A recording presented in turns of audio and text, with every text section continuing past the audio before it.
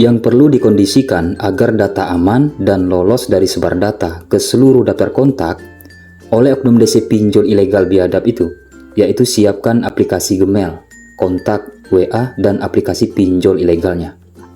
Cara ini sudah sering dilakukan oleh teman-teman kita yang galbay dari 2017 hingga saat ini. Terbukti mereka aman galbay dan berhasil. Tonton sampai selesai jika teman-teman benar-benar mau berhasil. Sebelum lanjut ke stepnya, penting untuk diketahui. Bagi teman-teman yang sudah hapus aplikasi pinjol, lalu hapus kontak, itu bukan berarti DC tidak bisa lagi sebar data. Itu tetap bisa. Karena di saat awal install dan mengizinkan akses aplikasi, maka data sudah diduplikasi sistem pinjol. Jadi semua data atau kontak itu tetap ada di server pinjol. Apalagi masalah hapus data, itu tidak bisa dilakukan oleh siapapun, kecuali perusahaan pinjol itu sendiri. Sedangkan yang akan kita lakukan ini bukan hapus data, tetapi penyimpanan data fake, minimalisir sebar data ke seluruh daftar kontak, mengakali sistem pinjol ilegal, agar daftar kontak tidak dapat sebaran. Bisa dilihat di testinya yang sudah pada berhasil, di komentar video lama yang pernah saya update di tahun 2023. Dan sekarang akan saya update di tahun 2025 ini, cara yang lebih fokus, detail, dan efektif. Cara ini cuma satu-satunya ada di channel ini, tidak akan ada di channel yang lain. Tonton sampai akhir step by stepnya. Sebelum lanjut, jangan lupa di subscribe, like, dan share. Satu klik share dari teman-teman bisa menyelamatkan banyak orang dan juga menjadi amal kebaikan. Terima kasih yang sudah subscribe, langsung kita lanjut ke tutorialnya. Terlebih dahulu, hapus aplikasi pinjolnya. Saya contohkan di sini aplikasi Dana Darurat. Ini aplikasi yang tiba-tiba banyak dari teman-teman kita yang langsung ditransfer secara otomatis tanpa izin. Yang kedua, aplikasi Uang Trip. Anggap saja sekarang sudah saya hapus.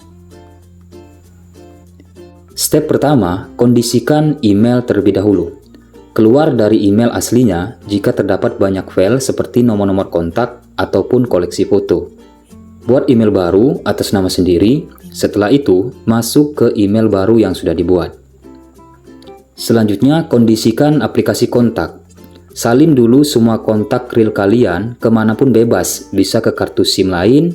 Setelah itu cabut SIM-nya, bisa juga disalin ke HP yang lain. Karena pasti kalian perlu nantinya daftar kontak. Terus masalah galeri, tentu kalian gak mau hapus foto-foto yang ada.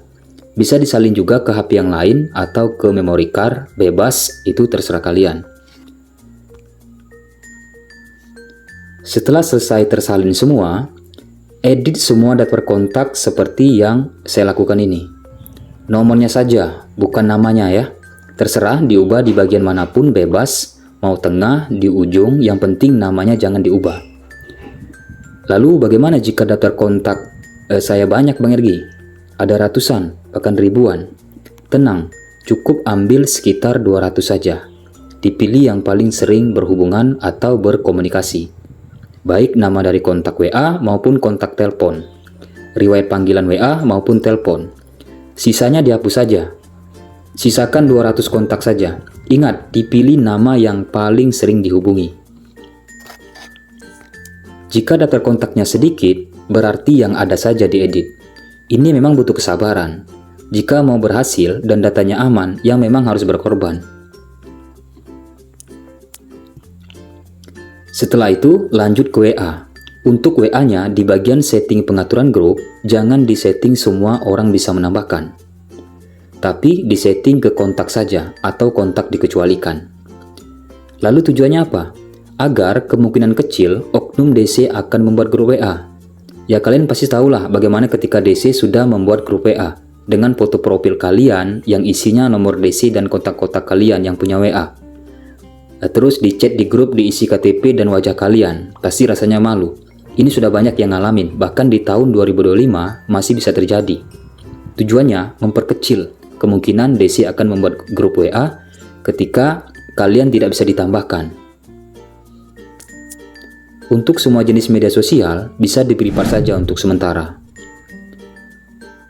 Setelah selesai terkondisikan, semuanya seperti email baru, edit nomor kontak, setting WA grup private media sosial, galeri sudah kosong, dan riwayat panggilan telepon sudah juga dihapus, sudah bersih.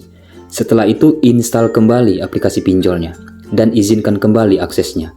Seperti di saat pertama kali kalian menginstal dan membuka aplikasi pinjol. Tujuannya apa? Agar sistem pinjolnya mengambil kembali data kalian, terutama daftar kontak yang sudah kalian edit tadi.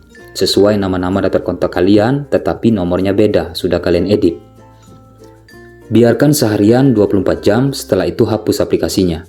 Hapusnya jangan langsung dihapus, tapi matikan perizinan akses terlebih dahulu. Di pengaturan manajemen aplikasi, pilih aplikasinya, atau tekan aplikasi, terus klik info. Di situ kan ada perizinan kamera, lokasi, mikrofon, itu di-off-kan dulu. Di-off-kan dulu, setelah itu paksa berhenti, ya, setelah itu baru hapus aplikasinya.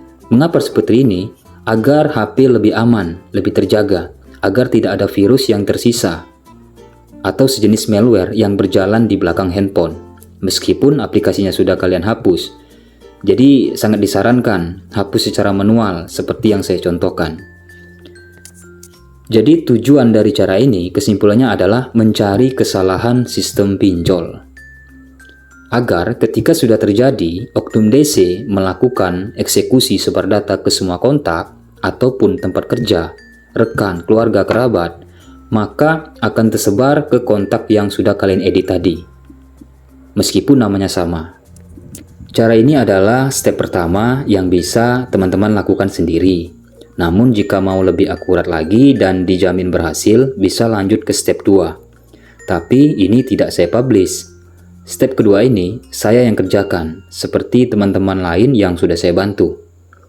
Step pertama ini memang tidak menjamin 100%, tapi kenyataannya terbukti.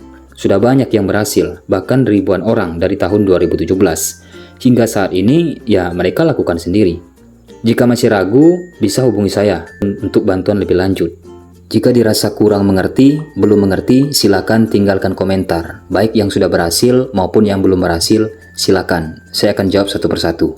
Saya ingatkan kembali, jangan mudah percaya jika ada jasa penawaran masalah pinjaman online. Jasa hapus data misalnya, backup data, ataupun joki pinjol ilegal yang bisa cair, cepat cair, mudah cair, langsung cair, atau apapun yang menggunakan data fake. Logikanya saja, jika mereka bisa mencairkan dengan data fake, ngapain mereka mencari mangsa, membuka jasa?